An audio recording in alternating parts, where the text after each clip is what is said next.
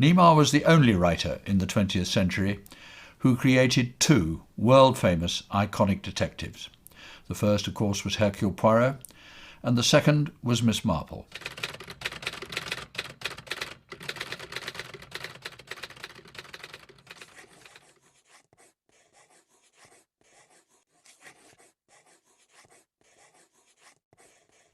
Amongst 12 wonderful Miss Marple novels and the usual quota of short stories, my favourite is A Murder is Announced, published in 1950 as Agatha Christie's 50th novel.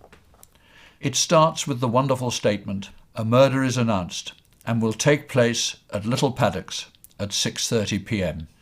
There follows a wonderfully intricate plot and, amongst other things, my favourite Agatha Christie murderer, a true highlight of her literary career. Neimarr recorded some pieces for her autobiography. I have here her original tape recorder, her microphone, and her tapes.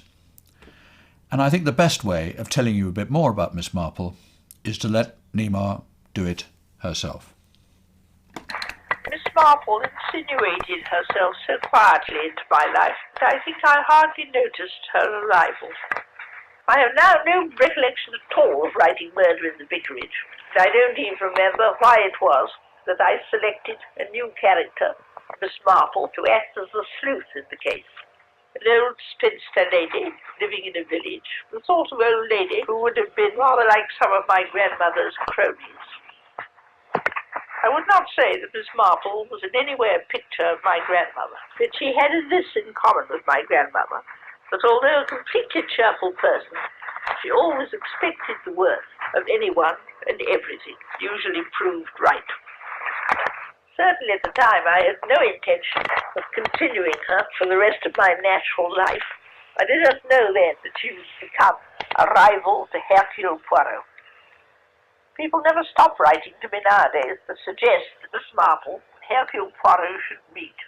But why should they? I'm sure they would not like meeting at all. Hercule Poirot, the complete egoist, would not like being taught his business or having suggestions made to him by an elderly spinster lady.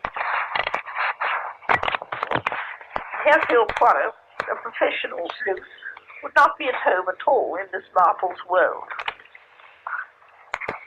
I shall not let them meet unless I feel a very sudden and unexpected urge to do so.